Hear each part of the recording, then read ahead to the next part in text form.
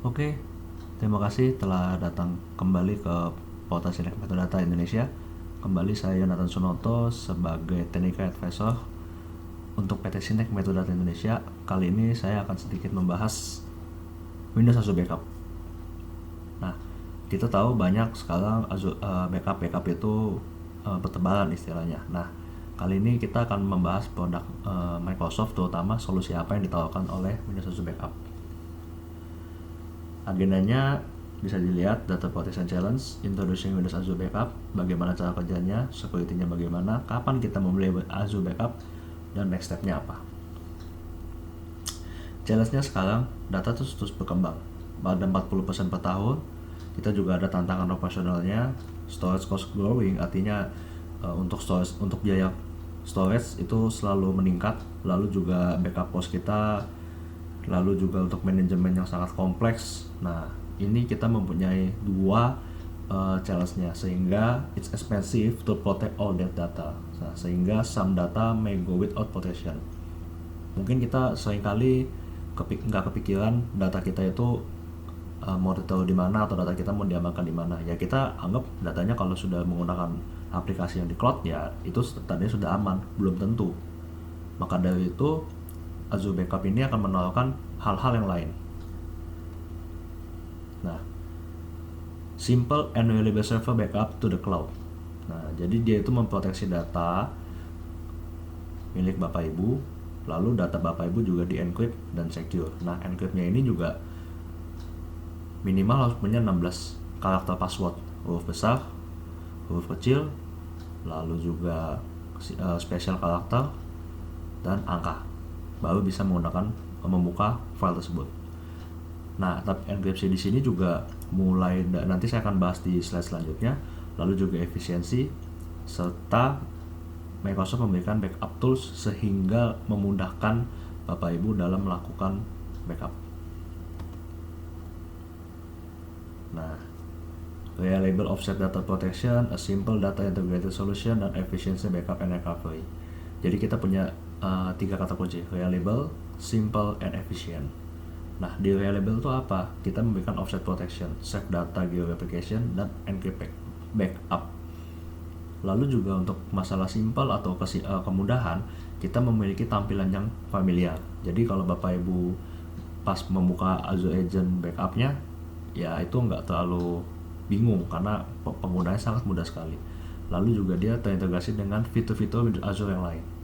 Nah, untuk efisiensi backup dan recovery, dia sangat menggunakan efisiensi bandwidth dan storage, konfigurasi yang fleksibel, recovery yang fleksibel, dan juga cost efektif. Nah, jadi kalau kita mau memilih suatu produk, otomatis kita juga harus tahu bagaimana biayanya. Nah, kapan kita harus menggunakan Windows Azure Backup? Nah, ada 2 pilihan. Jadi sebenarnya Windows Azure Backup ini jika kita sudah menggunakan System Center Data Protection Manager, jadi kalau di customer Bapak Ibu menggunakan System Center Data Protection Manager, kita bisa menggunakan Windows Azure Backup yang secara lebih mudah. Kenapa? Karena di dalam fitur System Center Data Protection Manager itu sudah diintegrasikan Windows Azure Backup untuk yang terupdate. Nah, kalau misalnya nggak punya, kita bisa menyasar ke small business or base office. Nah, Windows Azure Backup ini diintegrasi dengan inbox Windows Server Backup Tools, jadi sehingga sangat mudah digunakan. Kita kalau mau backup file, Exchange, SQL itu juga bisa backup dengan Windows Azure Backup. Nah, bagaimana cara kerjanya? Nah, cara pertama kita sign up dulu pasti, masukin dengan akun Microsoft, lalu kita menginstal sebuah agent. Jadi nanti ada yang namanya Microsoft Azure Agent, backup agent. Jadi backup agentnya kita install di Windows Server. Setelah kita install, kita register storage mana yang mau kita backup dan kita configure ke Windows Azure. Setelah itu datanya akan terbackup. Jadi datanya terbackup dan secara datanya itu adalah di-encrypt. Nah, setelah di-encrypt, nah kita bisa merecover datanya walaupun misalnya servernya yang di on-premise-nya berbeda. Nah, atau misalnya kita menggunakan Enterprise System Center. Jadi kalau tadi yang pertama itu adalah kalau kita tidak punya System Center. Kalau kita punya System Center masih sama, kita sign up juga, lalu kita install agent, kita register dan configure, lalu kita backup encrypt data. Nah, baru kita bisa recovery. Jadi kurang lebih sebenarnya sama, tapi perbedaannya adalah install agent di sini adalah hanya untuk login saja. Sisanya nanti sistem Centernya VM-nya akan bekerja. Jadi semua VM ini bisa kita backup juga, atau di dalam on-premise ini juga bisa kita backup. Nah, masalah sisi security kita perlu membahasnya adalah hanya kita saja yang punya kuncinya. Data tidak bisa di-recovery kalau kita lupa kuncinya. Jadi mohon maaf kalau misalnya di sini kalau tadi kita lupa 16 karakter passwordnya, ya datanya kita nggak bisa ambil karena ini sesuai dengan ISO 27018 di mana datanya itu memang betul-betul dipegang oleh Bapak Ibu sekalian, dan Microsoft does not have your key. Jadi benar-benar dia tidak memegang data Bapak Ibu sekalian.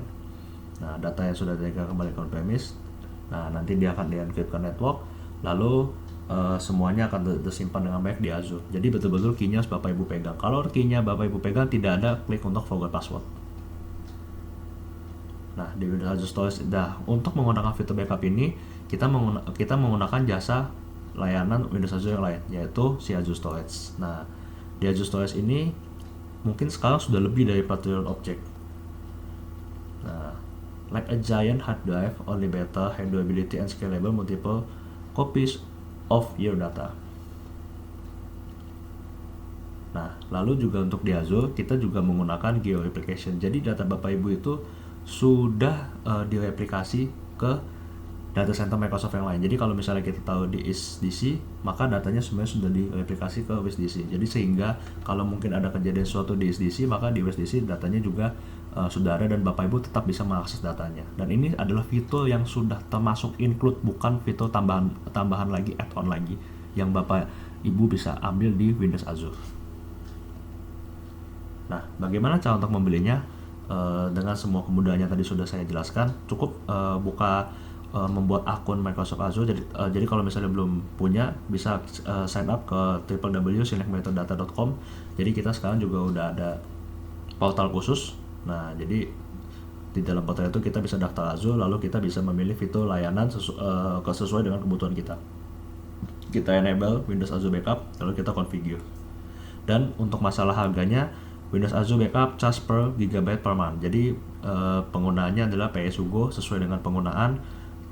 Penggunaannya adalah kuota atau storage-nya. Nah, kita sudah masuk pada kesimpulannya. Simple and reliable, convenient, offset protection, secure and integrate with Microsoft Backup Tools. Terima kasih atas perhatian Bapak Ibu sekalian. Nanti kedepannya saya akan buat video untuk membahas bagaimana cara instalasi Windows Microsoft Azure Backup. Terima kasih.